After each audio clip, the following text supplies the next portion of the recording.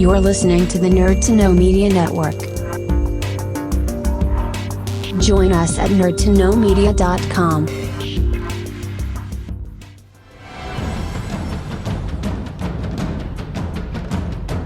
Broadcasting from the Blanchistan Center, this is Phoenix FM. The internet is a communications tool used the world over where people can come together to bitch about movies and share facts. According to the Nerd Index, you should be upside down in a junior high toilet around the clock.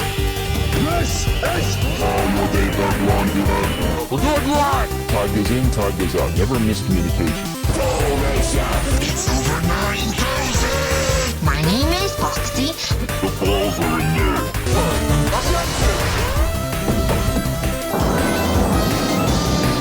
Do a barrel roll. Don't save me, bro. It's a trap. I'm a firing memory. Time to do. Hey, Charlie, wake up. Oh, God, oh, man.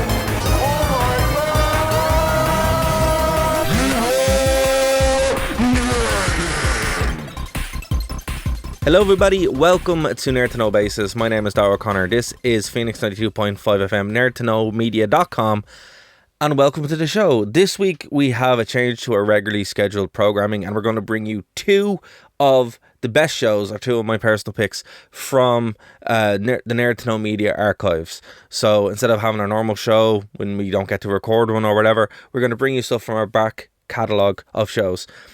We have hours of shows. I think there's something like over 300 shows or something like that we have over on nerdtoknowmedia.com. So, and they're all free. So if this is your first time checking this out, please go over to nerdtoknowmedia.com, where you'll be able to get all these shows for absolutely zero. No money, it's all there. There's also on YouTube, Spotify, iTunes, all that kind of good stuff there as well. So please do enjoy the show. And again, if this is your first time checking us out, please do spread the word of the show, Nerd to Know Basis, here on Phoenix 92.5 FM, and of course, nerdtoknowmedia.com.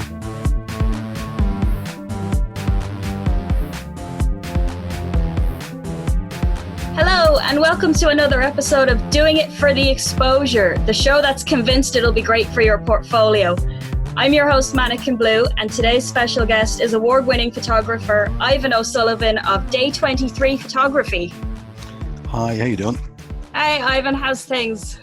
Not bad at all. Warm. That's what they are. They're very warm. Warm, yeah. Yeah, it's really warm in my apartment. It's like sitting in a very, very nicely decorated oven. It's really good. It's really warm. It's a lovely day to be working indoors. Oh yeah, I'm delighted that my office is in the back of an apartment that can't see any windows. I'm really happy on days like this. So, Ives, tell us a little bit about yourself and what kind of stuff that you do. Well, yeah, I mean, I've been called a photographer. I wouldn't go bandying that label around too much, but yeah. Well, I'm a musician first, and I used to do some horror modeling a long time ago, and I got kind of tired of always directing pictures and kind of coming up with ideas all the time. So I just decided that maybe I'll step behind the lens myself and see what happens. And a buddy of mine called Rachel Corcoran, she wanted some shots done for her album artwork, and she messaged me and gave me a shot list, and I thought she was looking for my opinion on them, and I was like, oh yeah, that looks kind of cool, and that looks kind of cool. And she was like, no, I actually want you to take them. I was like, oh, listen, I've never actually done that before. Are you sure? And she was like, yeah, do. So I went out and we did it, and they went well. She was really happy with them, and I ended up doing a few more, and then I got convinced to create a Facebook page, which I did, and then come up with a name for it, which I did, and that was kind of it, really. I kind of like to shoot people that wouldn't necessarily be in photo shoots, and I like to work with every kind of person. And if someone tells me that they've been told no by another photographer, then I instantly want to shoot with them. And yeah, that's kind of the whole deal, really. There's not a hell of a lot of magic to it. He says modestly. No, but it's true. I mean, I don't know. I mean, I don't think there's a lot of magic to it, to be fair. I mean, all the work is done by the models, in fairness. Well, I mean, I'd have to disagree with you on that, just because I've worked with you personally. And so I've seen what I do and then what you throw on top of that. Yeah, but I couldn't do what you do. What do you mean? You used to be a model. Yeah, but I couldn't paint. Yeah, but I'm not talking about paint here. I'm talking about, even just modeling for a shot, and then, you work your magic on top of that. Like that's like rocket science to me, Oh, well, I'm a graduate of the school of YouTube. I am. It's weird. Like, a few years back, I go back and forth to Los Angeles a good bit, and a friend of a friend was an actual model, like a proper Calvin Klein model. This guy was, he's one of these guys you meet him in person. You're like, how can you be this good looking in person? This is ridiculous. And then you expect him to be a real moron, and he was hilarious and really funny, really witty, and a really great guy. And what he had done is he had stopped modeling and became a professional fashion photographer. Mm-hmm. And I saw his stuff, and I was like, my God, this is incredible. And he was a South African guy, and his name was Lyle Aston. And I was like, my God, that's such an amazing, how'd you do this? And he said to me, he says, what he would do is well, obviously being on major professional shoots, he would watch how the guys do things, and he'd learn that way. But what he'd do was he'd look at the photograph and then try and deconstruct it. Same way as, like, I'm in a band, a musician, and out of years of being a musician, a lot of the habits that I'd listen to a song, and just out of habit, I'd pull it apart in my head. What was the germ of this song? What was it? Was it a hook that came first? Was it the beat? Was it the vocals? And just try and guess how they put it together. You're not always right, but sometimes you like to see how things hang together. So you look at a picture that you want to do, you go, I really like that photo. I like how that's done. So how was that done? So then you would look, how did they make the sky that way? How was the model this way? You try and deconstruct it to try and learn how to do it. And so you go onto YouTube and say, I want to know how to, turn someone's hair blue, when their hair is red. And it'll show you how to do it in Photoshop. Or I want to know how to do a green screen cutout, or I want to do a chroma key, or I want to know how to paint something in, and all that kind of stuff. How do I change the background without changing the foreground? And all those different things. YouTube is great for that, because there's just people out there who are amazing at Photoshop, and they spend loads of time creating really good videos for it. And it's all free. Now, there's some ones you can subscribe to, and that's fine. You can do those too. And tutorials, I never did any of those.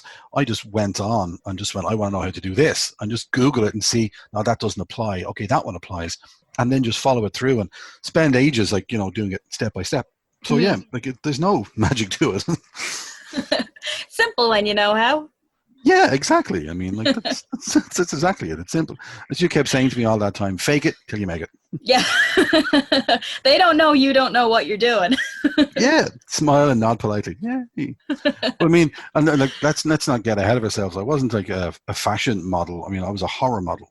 So what I did was look really frightening, and that was easy. I just had to just look like me, and it just worked perfectly. It was like, my God, how did you make that face? I'm like, it just covers the front of my head. There's not much more you can really do with it. So I just stood there and got covered in blood and would snarl at people, and it was effective. And how did you get into that? Well, I actually saw, so I was in a band at the time, and a proper, metal band, and I was the front man of the metal band, and all heavy and scary and stuff. And I saw a photography group on Facebook called Red Tree Studios, and I just loved the horror stuff. I thought it was fantastic, and I wanted them to do a photo shoot with the band, and them turned out to be Carl and Mike.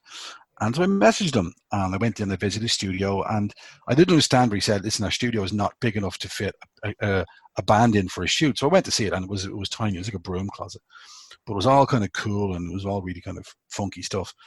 And I said, okay, Graham. I said, well, I'd love to work with you at something. And they were like, okay, grand. And then I landed an endorsement deal with a pedal company that I was using, an effects pedal company for my bass. And I said, I have a great idea. I'll do a really good promo shoot for the pedals with these guys with Red Tree. So I messaged with Carl, and I said, listen, would you do a promo shoot for me? And he goes, absolutely, but only if you let me come up with the concept. And I went, yep, fine, no problem at all. So they buried me up to my neck in dirt and had me crawling out of the ground like a zombie, reaching for the pedal. And like looking really scary and freaky. And I loved it. I thought it was brilliant. And I sent it to the pedal company. They thought it was amazing. It was in loads of magazines. It was doing great. And then about 3 weeks later, Carl rang me and said, do you want to be in a photo shoot? You have the perfect face for a killer. And I went, oh, okay. That sounds interesting. And he says, are you okay with nudity? And I went, what, mine? And he goes, no. I said, yep, that's fine then, no problem, other people's. And that was it. My first shoot down, I was ripping someone open and eating their heart out, and it was quite horrific, and got banned off lots of things. And I was absolutely terrified because they all knew each other and I didn't know anybody. And I walked, and you think you're prepped for it, you think you're all ready to go, and the model was brilliant. Her name was Jennifer Hillick. She was fantastic, and they stretched her up from her legs, and she was, everything was showing, and then she was ripped open with latex, and I was kept away until the very last second. And all modesty is preserved. Everyone's covered in blankets. I walk in, the blanket's removed, and I'm standing there with a knife and fork, and I stuck her with the fork by accident, and I was trying not to look. I was like looking at the wall and trying to look mean, and it was all given direction, and within like 5 minutes, like click, click, click, click, right, we're done, get out. And I was kicked out again, and then she was all cleaned up, and I had to get I was in makeup for like 2 hours to get this look. And it was brilliant. And then the picture came out, and then I was delighted with it, and I ended up becoming a very minor alt area celebrity then, and I ended up in loads of pictures, and I was this underground personality then called the Executioner, which was lots of fun. And you got some really unusual requests to be in some really unusual pictures, pretty much all of which I went no, and really hoping the guards never read any of my instant messages, because they were just, I want you to do this to me. I'm like, oh my God, what? So yeah, but and it became then that like I would be anything, I would do any kind of picture, and then the more grotesque and horrific, the better, really. And so I got banned numerous times, and it was fun. And then I ended up getting asked to do other shoots, and outside Red Tree, I did loads of those guys. It was brilliant. And then I ended up getting asked to do other shoots and more shoots, and then photographers would ask me to do a shoot, and I'd end up coming up with the idea and the concept and the model, and then find a makeup artist, and I'd end up doing all the work behind it, and then even directing the shoot. And I'm on and going, well, how about we do it this way, or we do it this way?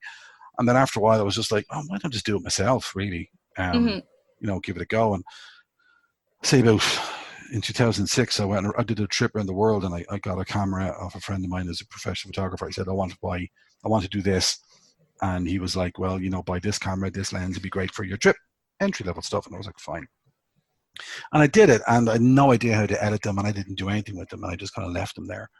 And then for about 10, 12 years, I never touched the camera. And I had a camera I had for 6 months, and then when I came back, I never touched it again. And then when I started taking pictures, it's actually 4 years ago this summer, I went back and I said, maybe I'll try edit those. And I gave it a whack. And because, as you know, I'm colorblind, so editing in color is just guesswork for me. So I shot in black and white for ages, and then I kind of went to my forays into color. And so I've kind of my own system how to get around that now. But I'm still nervous. I'm still nervous doing it in color, doing anything in color, really. But I try my best. Well, yeah, but I mean, your pictures, they always have this, I mean, the colors are never off. It's kind of this unique, it's almost as if you have like the Ives filter. Well, yeah, you see, I passed that through the friends filter when I showed them, because I showed it to my friends, and they go, right, her face is pink, or her face is yellow, and there's something on there that I can't see, so then I have to go and I guess what I've done wrong. So, I mean, like, although I'm colorblind, like I know the sky is blue, grass is green, that kind of stuff. So I just use sliders, and like I can look at it and I go, I'm adding 10% more blue into this picture, or I'm taking 10% of red out of this picture for want of an easier way of explaining my work process. That's what I do essentially. And then sometimes it doesn't always work. Or they'll go, listen, she's got a greenish tint on her. I'm like, oh, what have I done there? So I'll show it to my wife, and sometimes I'll even show it to you. And I go, what do you think? And they go, maybe her face is overexposed, or something like that. And I'll go back. So a lot of it is the color work, a lot of it's guesswork. Black and white is much easier medium for me, because I don't have to worry about that. To so much an extent. But so working in color can be daunting. Yeah, well, I mean, you do it really well, though. Well, thank you very much. No problem. So you have a very unique style, in that you can almost look at one of your pictures and say, okay, that's an Ives picture. So do you want to talk about that kind of like the style that you shoot in? Well, yeah, I mean, I wasn't aware of any of this until people told me. I just kind of shot what I like. And even when, like, I'd say people are, no, I still think I'm starting out, so I don't think I'm any great knowledge base on this, but a few folks have said to me, I want to start taking pictures, whatever. And my first advice to anybody is just shoot what you like. Just shoot what you want. Don't set out to do a certain thing. A certain thing will find its way. It's like music. Play what you want. Play what you feel. And same photography, shoot what you want. Some people are great at shooting the landscapes. Some people are great at shooting portraits. Landscape photography and stuff, it never captured me. I'll take a few when I'm out, but it's not something I'd go out of my way to do. Like, I wouldn't be getting up at 6 a.m, trekking up a mountain to catch that sunrise. I wouldn't particularly think I'd have the skill set to do that, where some guys are amazing at that and they're brilliant and it looks absolutely stunning. So you do what you want, and then when you gravitate to the style that you like, then you start to shape that and control it, and get better at it. So I mean, like my style, I think I've been told that there's kind of a dark element in the style I shoot, and I think that's also born out of the people I use in my shots and my friends and models. I mean, I was very well ahead of the game when I started, because I knew so many models from working with so many models. So I already had this deep breadth of people that I could reach into and go, listen, I want to do a shot. Do you want to be involved? Oh, and you get to keep your clothes on. Oh, that's fantastic. So, because they'll all be alt models who are all used to posing nude and whatever, which is brilliant, which is great for that. But that's not something I've ever wanted to do. There's so many people doing that. They don't need another person doing it, and I wouldn't really think I'd bring anything to that genre, but it wouldn't be something I'd be interested in. So, So whenever I'd ask other people to do it, they were like, absolutely. So therefore, you're already ahead of the game. You've got a good reputation of working with people, and they know who you are.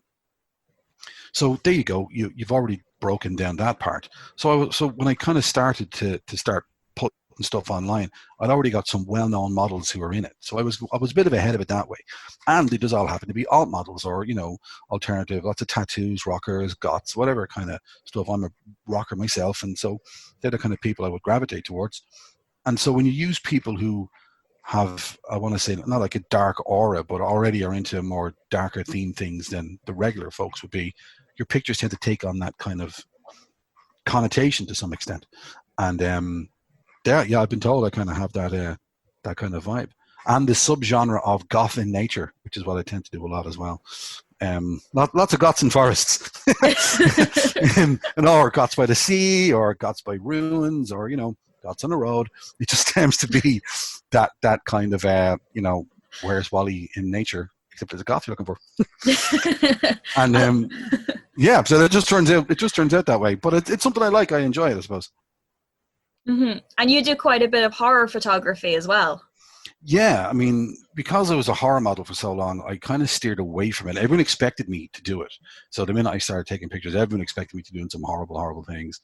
And I really had no interest. I mean, at the time I didn't. I just kind of stayed away from it. It didn't pique my interest. It wasn't what I wanted to do. I mean, even in the band, I write all the ballads, for want of a better word. I always wrote ballads. I never wrote metal songs, even though I was in metal bands all my life. I come up with the lighter riffs, and the other guys come up with the heavier stuff. So as a photographer, it's funny that gravitates towards that. I would come up with the lighter themed stuff as opposed to the darker themed stuff. So I was kind of losing interest a bit there about 2 years ago, and I was like, how do I, it was always a creative outlet for me that I didn't get anywhere else, because being in a band is all about compromise, where this is something I do for me. I don't have to compromise anybody. It's my visions, it's my ideas, they're mine.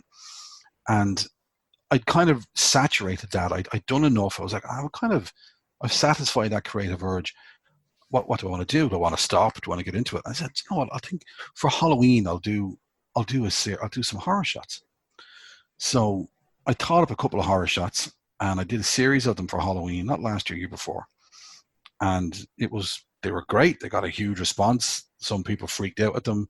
One or two were too real. I had somebody's grandparent give out to me saying that she looked too dead. And I was like, well, it's not a testament to her performance that she did the makeup. She looked brilliant.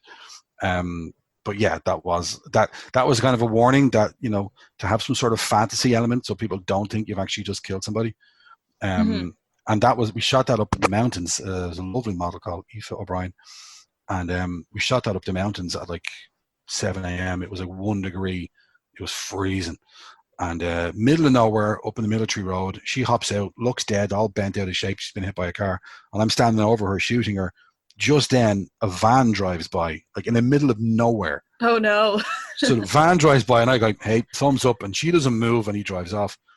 And then 5 minutes later, he just slowly drives back, like, is everything okay? And she sits up and waves, like, no, we're okay, we're fine. Because it looked like I just hit it with my car and I was just photographing what I just done. So we both waved and he was like, oh, grand, and he drove off, which was kind of cool that he kind of checked up on it. So that was a lesson learned. Don't have it so real. There's fun elements to making it look scary, but when it actually looks like a real thing, that's not so fun. So I dialed it back a fraction and going forward. And I won an award for one of the pictures, which was brilliant. I got nominated for another one, so I was delighted. I mean, the one I won an award for took me 20 minutes to do. I was like, really? That's only 20 minutes. So I was just like, that didn't take a lot of effort. And then it became a theme. Everyone was like, well, you want to do more? You want to do more? And I was like, well, I'll do them every now and then. And Carl from Red Tree gave me some great advice. He's like, don't shy away from it. If you want to do it, do it. If you want to do some horror stuff, do them. Don't try and shy away from it. So I was like, okay, all right. And so I did some more last year, which you were involved in 2 more. Mm-hmm, yeah. Awards for one of them, which was brilliant. And they were great, and I think when all this lockdown changes, we've a couple more we've got to do. And yeah, so I mean, you get people messaging me going, I want to do a horror shot. And I'm like, well, if you shot before, no. Well, maybe this is not the best thing to do for your first time because they're tricky. They're hard to do. They're hard to convey fear and anger, pain, or whatever it is if you've never done it before. And they can cost money to do and time to set up. And you want it to be a success. You don't want the model to feel like she's letting you down or she's doing a bad job when she's just never done it before. So it's having been on both sides of the lens in those, I know how tricky they can be. So I always kind of steer away. Do a few other ones first. Get comfortable with who you are before you put yourself out there in a very raw, open kind of way. Mm-hmm. And this is actually something that I've seen you do in the past, is that when you work with somebody new, you do like a photo shoot where it's just them as they are. Yeah, I mean, I kind of, yet again, that's also born out of necessity. So when I was learning to shoot, I was just doing like all photographers do, you shoot outside first because natural light's there, it's easy to control.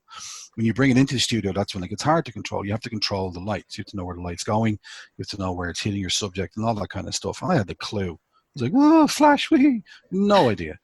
So I wanted to photograph my friends, and I wanted to do nice black and white shots of them. So I bought this kind of portable studio, and luckily enough, I'm in a band and we have our own space. So the guys were nice enough to let me set up there. And then during the winter, I was doing some black and white shoots of people. And I wanted it to be a very specific thing, that it was just them.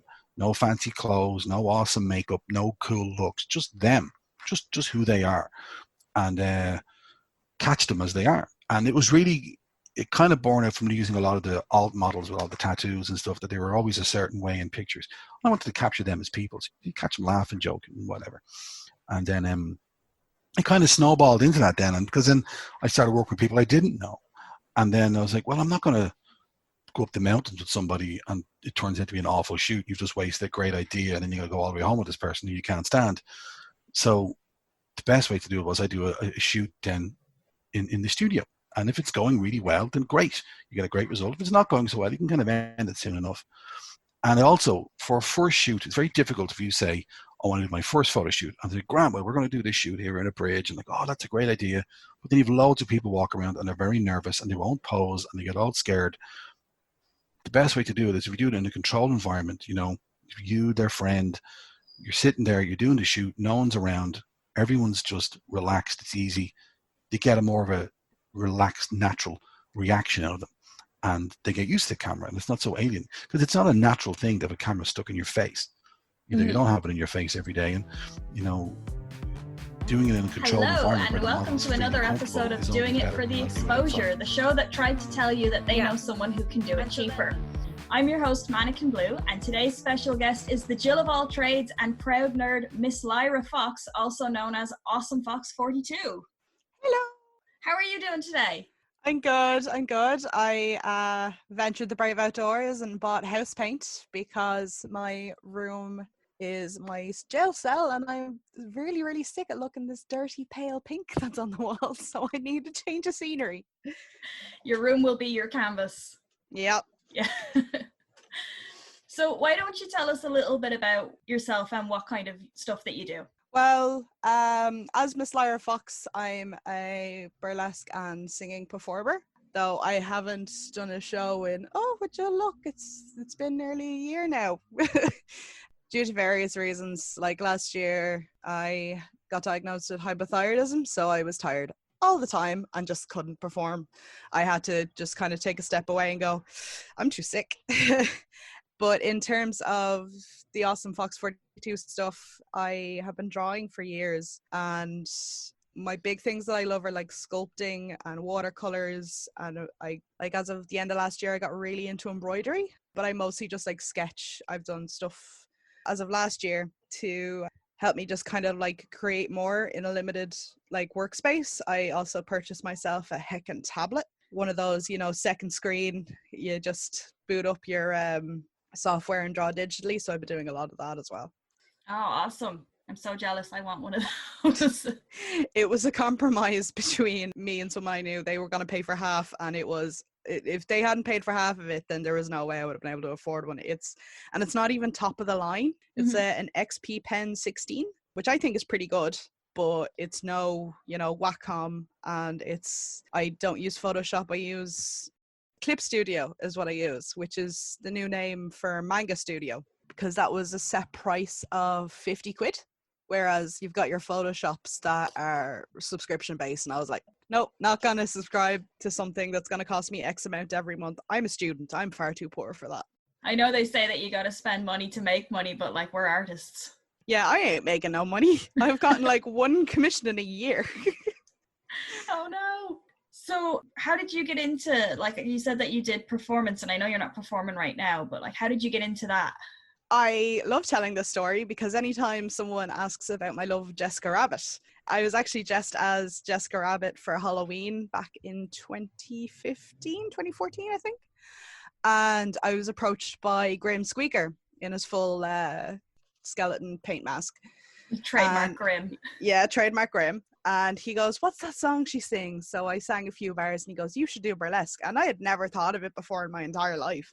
And it just like hit me in the face. So I got in touch with them. I started doing some stagehand stuff. And then that would have been 2014, because 2015 I had my first show and the mic stopped working partway through my song.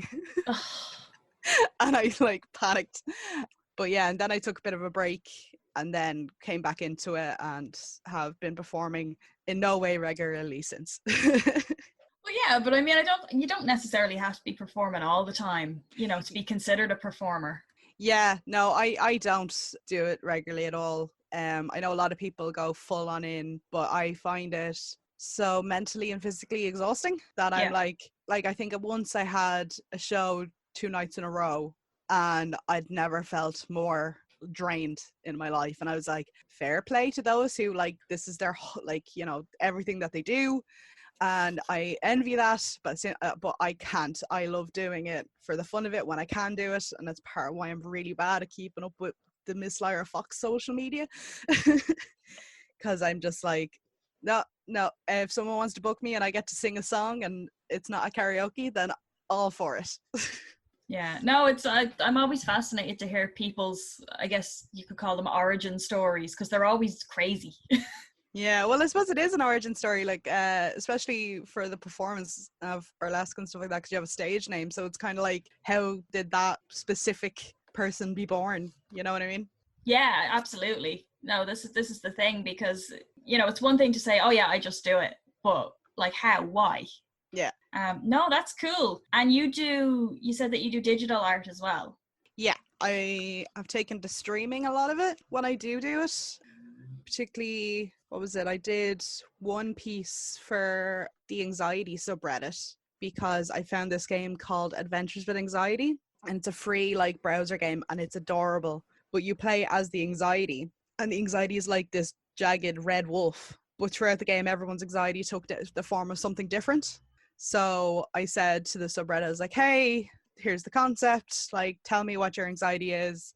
and I'll compile a list and I'll draw them all out for you. So I did like a big, huge piece, and that's not something I would have been able to do on paper because I stay away from having large notebooks and stuff like that because my room is just tiny. And so I was able to just fit them all into one digital piece and send it off and show them, and it was great. And then I did some fan art that I streamed for a YouTube channel called Triple Jump. They were playing Bioshock. So I did Ben and his two sons, his robot sons, because every time he came across a robot he could hack, he said, it's my son. So I just did a nice little composition and did that. So I'm hoping, because I've recorded them all, I'll be able to do sped up videos and just put them up on YouTube. Oh, cool. Yeah. And how did you start streaming? Because I think you're the first person I've talked to that has mentioned that they actually stream their art. Well, it was from, I watch a couple of streamers that do art. It's really interesting to see their process. It is usually like digital stuff, so you can kind of see like it's a good way of like looking at a layout of a software. So you can kind of see like, oh, well, you can do that with it. Oh, you can learn that trick and stuff like that. So I'd watch them and just watch their art and in general. And basically I'd be telling someone on Discord, like, oh, I'm going to draw this. And they were like, oh, cool. And I'm like, send me progress and stuff like that. So it got to a point where I'm like, well, I'll just stream it and put some nice music on in the background. And if you just want to watch, you can watch. If you don't want to, you don't want to. But either way, it means I can do a time lapse at the end of it because it automatically records it if I'm streaming it on my computer. So, and like I already had all that stuff because I'd planned to do YouTube channels based on video games and stuff like that. So I've got some footage. I never end up doing anything with it, but I do have footage of games recorded as well that I plan to do videos out of, because what else am I going to do while I'm stuck in my house for this summer? We're still in lockdown. It's not over, you guys. Places may be open, but when you're asthmatic, you stay the heck inside. Oh, no, that's fair. No, and just looking at your art here, and you do quite a bit of fan art, but you also do quite a bit of, I'm looking at your own stuff, which is a bit wild. Do you want to talk about that? Are we talking about the demony guys? Well, the demony guys, and there's the spider cat. Yes, that was inspired by a trip I took to get a spider from Miss Kitty LaRue. Okay, that makes sense. Yeah, for some, like, I think it's on the work in progress one. We were sitting on separate seats because we had to each mind a spider and we needed space. And it's like, only spiders, that's all we have in stock. And I went, arachnokitties. And she went, kitty spider hybrids? Yes. And I went, well, that's an idea. So I think that was one of the first things I did on my tablet when I got it. And I was like, oh, this is a lot of fun. So I got like just a picture of a cat skeleton and was able to like help judge from that.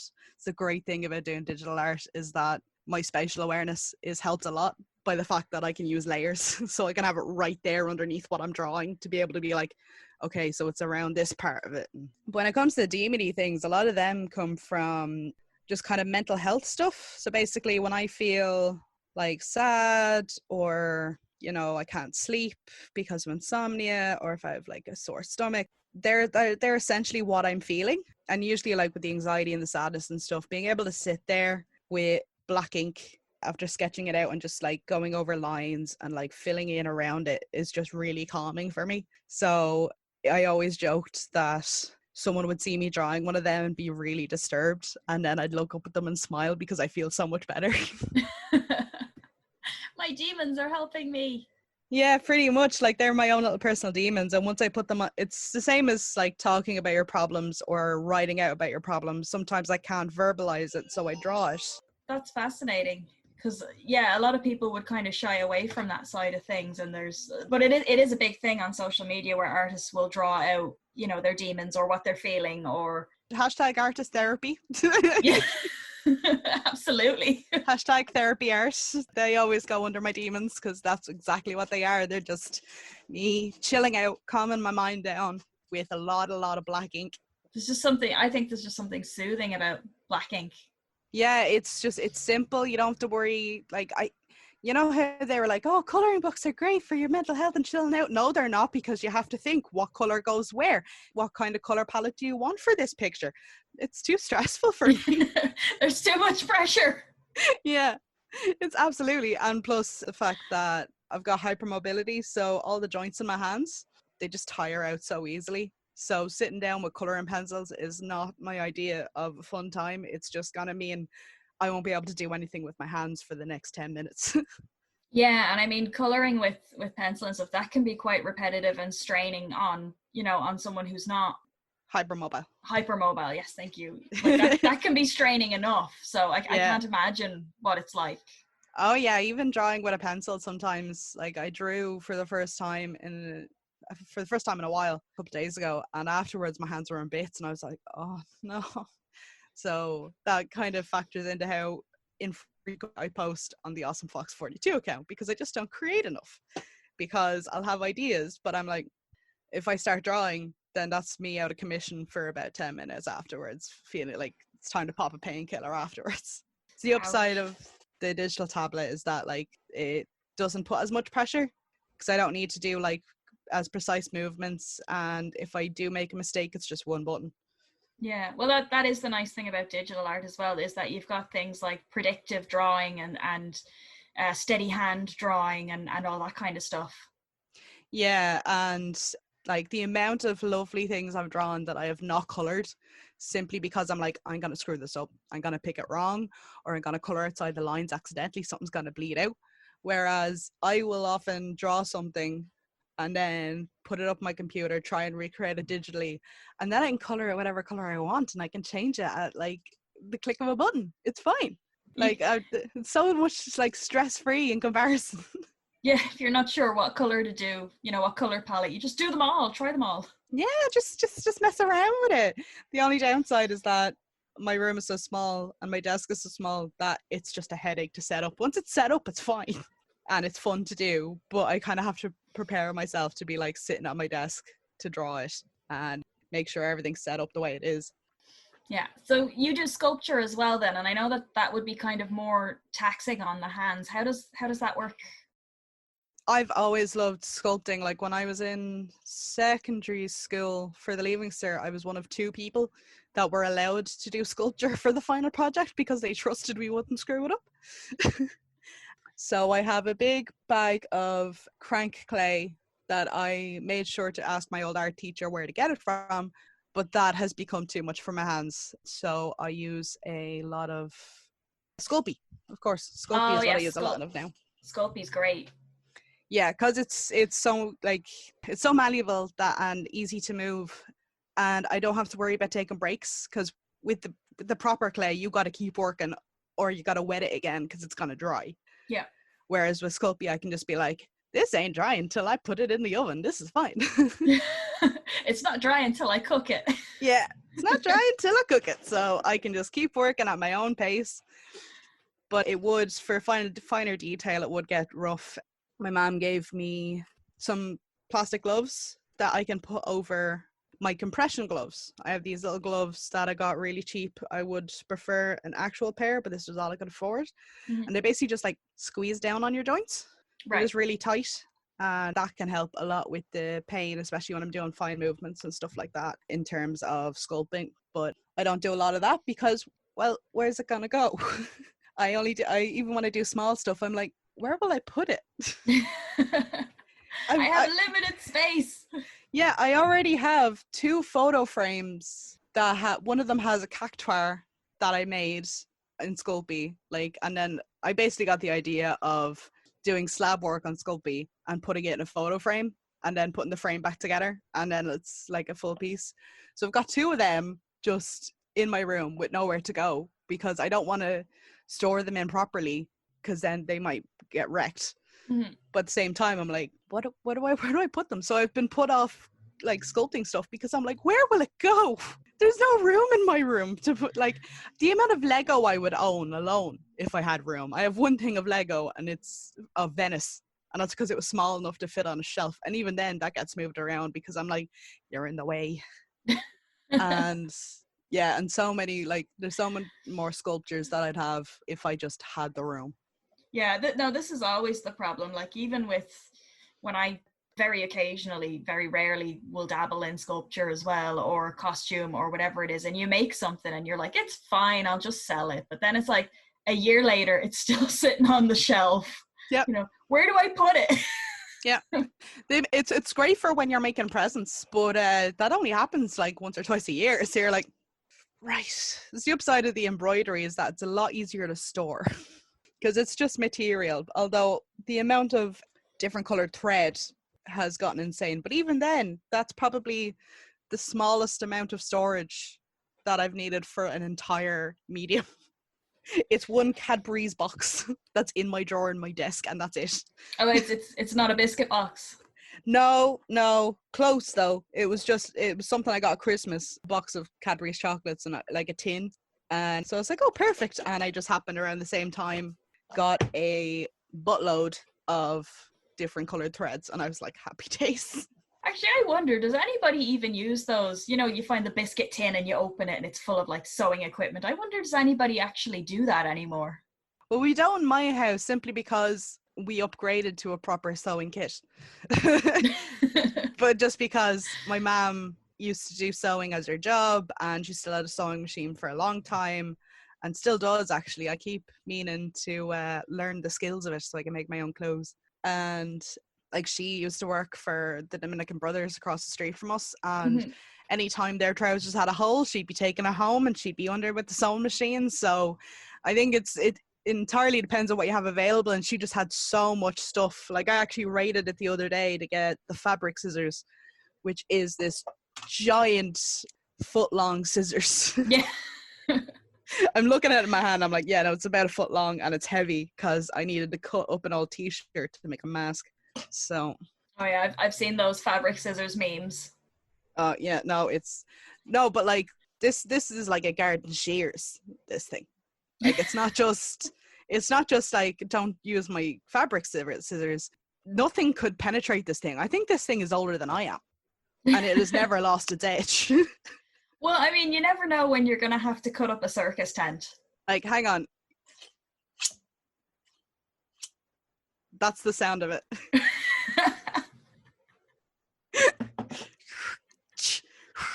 It's like, whoa. Yeah, you don't cut paper with that thing just because you don't need to. It's the other scissors will do fine. You don't want to take that out unless you mean business. It's such a badass scissors. You try and cut anything other than fabric with it, there's just nothing left. It just disintegrates. Oh yeah, it'll just melt. It won't even cut. It'll just melt. The sheer awesome power of the fabric scissors. Oh, I'm gonna end up drawing fan art of my mom's fabric scissors now. Give it its own personality. I feel like it should have a name. Just do a hashtag, I don't know, giant scissors or something. Mega scissors. The mega scissors, yeah.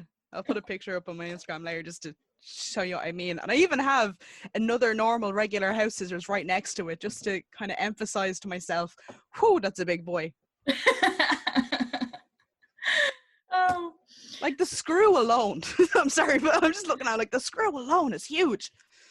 Yeah, you're gonna have to send us a picture of that so we can include it in the stream. Oh yeah. Absolutely. I'll have the other one there for reference, don't worry.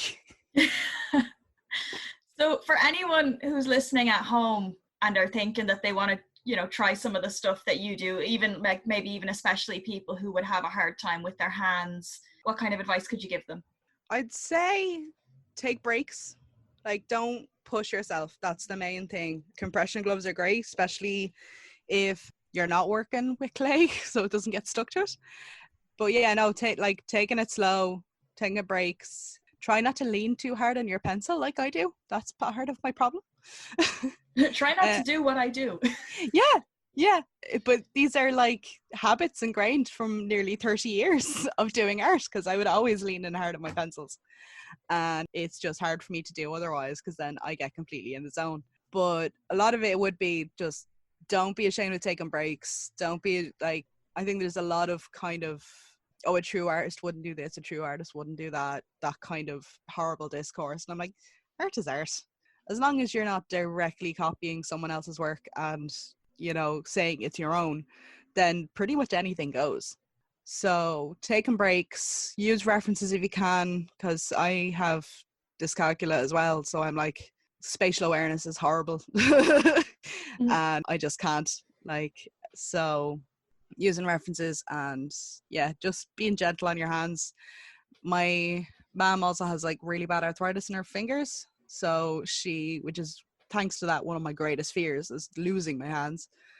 But using like a squeeze ball to kind of like exercise it, so that when you do art, like the little tendons aren't as worn out. So just kind of like exercising your hands a little bit, keep them warm, because when they're cold, it's gonna be even tougher on your joints as well. So like I think the worst time I ever had was when I did an art course, and part of it was work experience where we had to go to Inisheer in October. Oh. And have to draw outside.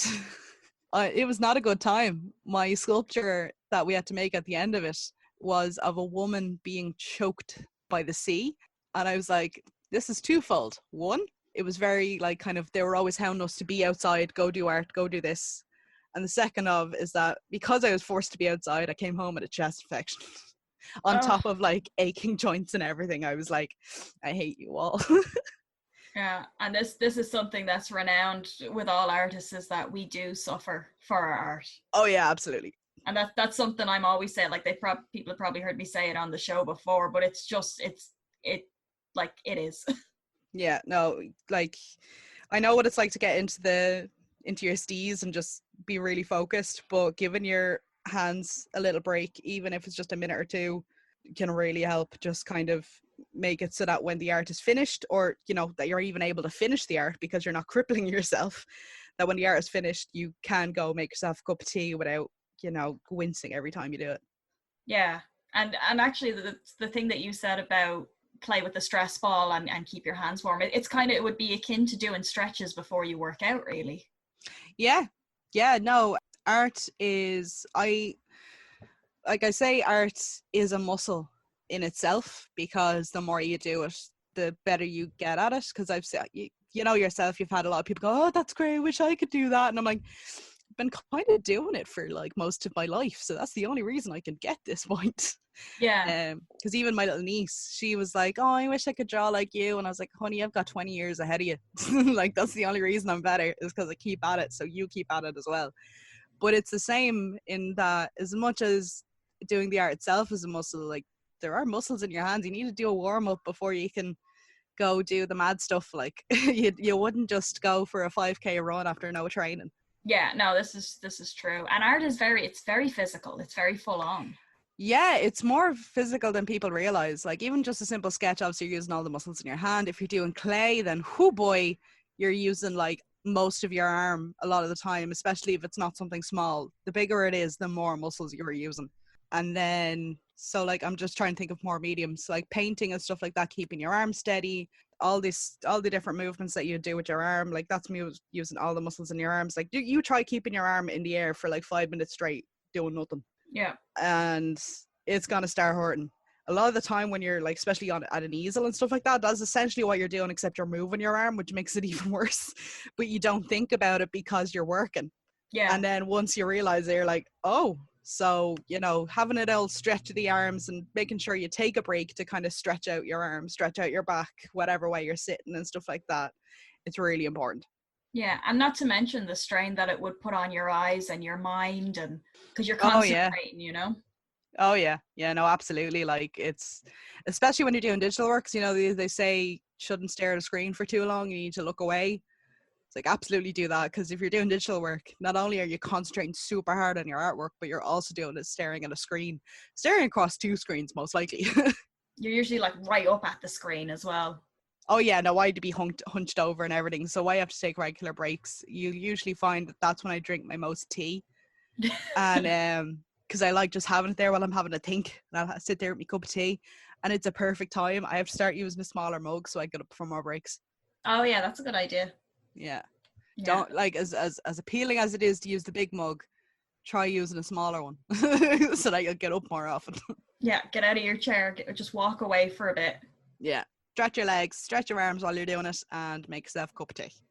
Yeah, absolutely. So where is the best place for people to keep up to date with you?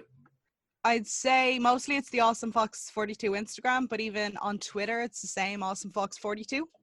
And from there, you can find the Instagram, you can find my Twitch, and whenever I upload anything, like I generally put it up on the Twitter first. But for the burlesque and performer stuff, it would be following Miss Lyra Fox on Instagram. Awesome. And before we go, is there anything that you would like to talk about that we haven't covered yet? No. I'm pretty happy. Are you? Yeah, well, I mean, it's not about me. This is your moment. This is your time to shine.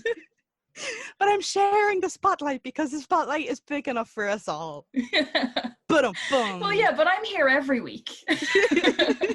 You know, I don't need the time to shine. I'm good. No, actually, there is one more thing that I would ask you about before you go, because you mentioned singing. Yeah. So do you want to talk a bit about that before we wrap it up? I love singing. It is a bit like the non-paper version of my comfort. So in the same way I draw the demons, you'll generally find that if I'm in a bad mood, I'll kind of sing a little sad song to myself. And yeah, singing in general is just it's something I've always loved. I grew up listening to Garth Brooks and Elvis Presley, convinced one was my dad and one was my uncle, and my mom was heartbroken to tell me neither of that was true. I'll leave you to guess which one I thought was my dad and which one I thought was my uncle. Yeah, so when it comes to like, as I said, just because I love singing, like I probably fell in love with it as well from watching Jessica Rabbit in Who Framed Roger Rabbit, because I watched that film at a far, far too young age. And, I think we all did.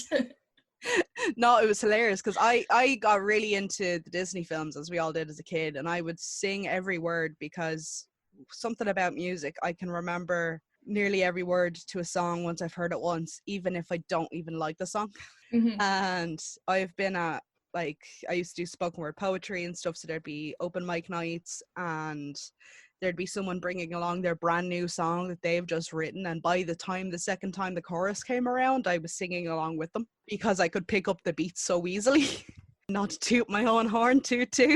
So I was so into the movies that my granddad said it to my Auntie Anne how into movies I was. So she thought to bring it upon herself to give me an education and gave me 2 VHS tapes. One was Who Framed Roger Rabbit, and the other one was Ewoks: The Battle for Endor. That was my first Star Wars movie. That is terrifying as a movie with some of the puppets in that. But that was my first Star Wars movie. And yeah, I just ate up. I wanted to be like Jessica Rabbit so badly. And I loved that song so much. And when I dressed up for a Halloween, I got my opportunity to sing in front of people. So now I use it I either do video game songs, like I did Still Alive from Portal one time. That's a great song. Yeah, and I did myself up like a robot. It was great. I've done Be Prepared, where I give myself, it's a great chance for me to experiment with makeup and face paint, because I did myself up like Scar for that one. Mm-hmm. But then I also do a lot of, like, Eartha Kitt is a big favorite of mine. So you'll very rarely find me doing a modern song. It's always like either these old crooner classics or it's something pop culture related, which I think is very me. Yeah, I mean, you play to your own style, definitely. Yeah. No, there's no point in doing something that you're not into. Yeah, no. Like my mom, we have very similar music tastes. Even when, a good example of how much is a comfort to me, I hate cooking and baking. I find it very stressful. Baking less so. But if I'm in the kitchen having to do stuff, out comes the Great American Songbook CD collection I was given. Mm-hmm. And I'm pretty sure it's the only reason my mom lets me play music when she's in the kitchen, is because we have very similar tastes. Because I was like, aren't you glad I have good taste in music? And she's like, aren't you glad? Because otherwise you wouldn't be allowed to play it. And I was like, yeah, fair. Oh, that's great. Lyra, it's been an absolute pleasure having you on the show. Oh, it's been a pleasure to be here, Madigan. And for anybody listening at home, we're going to pop the links to Lyra's social media in the description so that you can keep up to date with her. Check out her art, check out her burlesque, check out everything, because we have to support our artists. Anything you'd like to say before we go? Support your artists and take breaks, have tea. Art and tea. Art and tea. And that is the tea. Tea is the solution to it all. Yeah, I'm sure there's a t-shirt in there somewhere. A t-shirt? A t-shirt. That made us laugh way too hard. Yeah. We need to get outside a bit more, I think. Okay, all right. Well, if you've enjoyed this episode of Doing It for the Exposure and would like to hear more in the future, make sure to follow us on Facebook, Instagram, and Twitter at DIFTE Podcast. You can also check out our stream on nerdtoknowmedia.com. We stream weekly on Spotify, SoundCloud, and YouTube. Thank you so much for listening. All right, so you're listening to the podcast. You're like, hey, I'm not in Ireland. How do I get in touch? Well, TuneIn has you covered. That's how you can check us out live when we're on the radio. You go to TuneIn and download the app, or you can check out the live streams on nerdtoknowmedia.com or Phoenix 92.5 FM. If you want to get in contact with us, it's very easy. Nerd to Know Media everywhere. Nerd to Know Media on Twitter, Nerd to Know Media Instagram, Nerd to Know Media on Twitch, Nerd to Know Media at gmail.com if you want to reach out via email. Hope to hear from you soon. Thank you for listening to a Nerd to Know Media production.